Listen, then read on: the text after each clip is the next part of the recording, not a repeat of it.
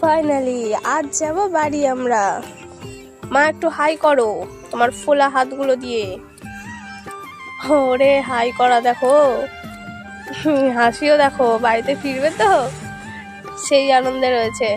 চলো রিপোর্ট সব নিয়ে নিয়েছি, বাবা গেছে গাড়ি রাখতে। আর এই হচ্ছে হসপিটাল, আমরা এই হসপিটালে ছিলাম। এটা হচ্ছে পাশার কাছ চিত্তরঞ্জন হসপিটাল। আর আমরা এই বিল্ডিংটায় ছিলাম 4 তলার উপরে। এতদিন পর বাড়ি যাচ্ছ, কেমন লাগছে মা? খুব ভালো। ফাইনালি গাড়িতে চলে এসছে, এখন যাচ্ছি বাড়ির দিকে। মার কথা তো শুনেই নিলে যে কেমন লাগছে মায়ের।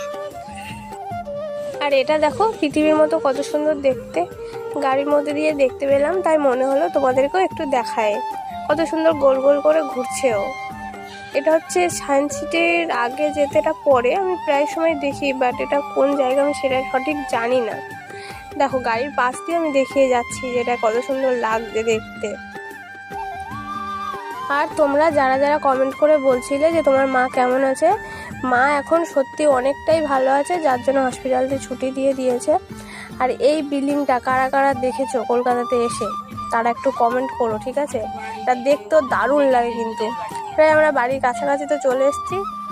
আর এটা হচ্ছে মনোবিকাশ, এটা হচ্ছে একটি অ্যাবনর্মাল বাচ্চাদের স্কুল এটা, ঠিক আছে? এটা আমার প্রায় বাড়ির কাছাকাছি হচ্ছে, তাই বাড়ির কাছাকাছি চলে এসেছি বলে একটু ভিডিও ক্লিপটা নিলাম। চলো ফাইনালি তো বাড়ির কাছাকাছি চলে এসেছি, বাড়িতে গিয়ে তারপর দেখাচ্ছি।